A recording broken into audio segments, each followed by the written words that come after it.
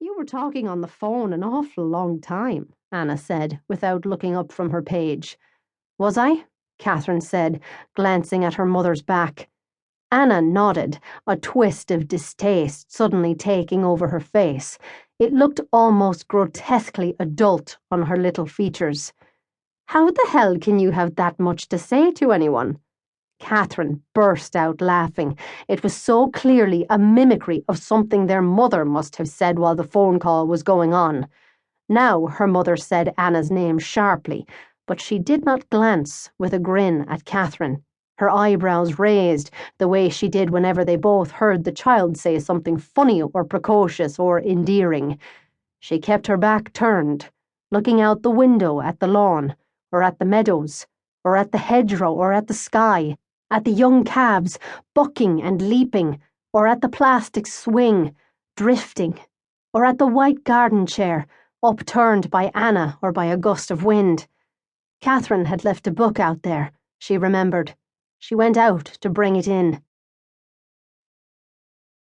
In truth, it was not just the question of how to get to Carrickfinn for the weekend which bothered Catherine.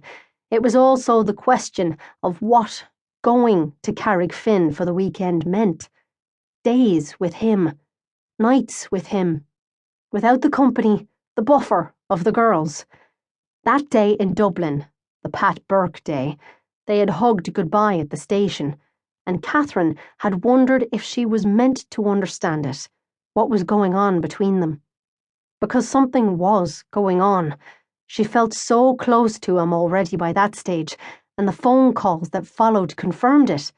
The way James spoke to her during the phone calls confirmed it. The directness, the openness. That first afternoon in Baggot Street, it had shocked her a little to hear him talk about how much he was looking forward to seeing Amy and Lorraine again, about how he could hardly wait to see them. Outside of television, she had never heard a boy talk so sincerely, so emotionally before. She had actually squirmed listening to him. If he had been joking, if he had been being ironic, that would be one thing. But this was not irony. This was a strange, unafraid openness. And now, during their phone calls, it was the same. And again, she felt herself wanting to scuttle away from it somehow, from the way he told her that he missed her, that he wanted to see her, that he wanted to have her company again. Always she listened for the irony, for the trace of mockery, but it was never there. He was serious. He was saying aloud the stuff that, Catherine now realised, she had always thought you were meant to keep silent. And of course, the real irony was in her own reaction. Because she had wanted this for so long, or had believed she wanted it. She had spent so long trying to get close to various boys in this way, and now she had it, apparently. Now she had someone who talked like this to her. And what was she meant to do with it?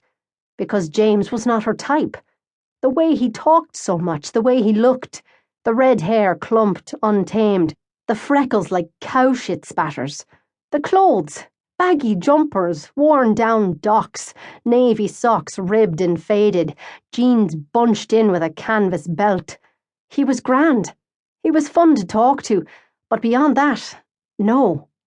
And yet, she was enjoying him so much more than she had enjoyed anyone before. She felt her brain grow talking to him. She felt herself wanting to live her life so much more fully. There had been nobody like this for her before. So did that not mean something? After all, what did she really know? Of it, of being with someone, of being... Was this what it was? In a relationship with someone? Of actually being in love, instead of just thinking you were?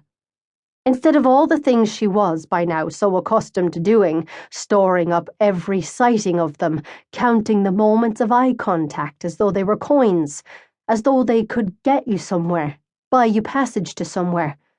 This was not how it was with James, and so maybe this, after all, was what it was meant to be like. Maybe she had misunderstood this, as she had misunderstood so many things all these years.